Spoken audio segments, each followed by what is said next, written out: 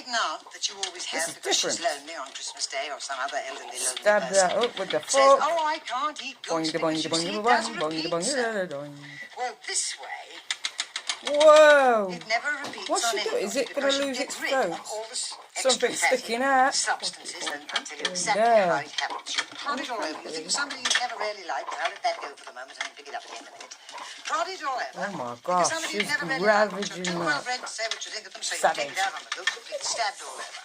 Don't need sage, just have Fanny Credit. And then, beastly job, Beastly. you dip your hands into thin honey. Ooh. And you coat the goose all over. What happens during cooking time is that the surplus fat erupts over all those little holes and starts running down in rivulets. This is the crisping the OG. skin, doing its own basting, and you end up with a gorgeously crisp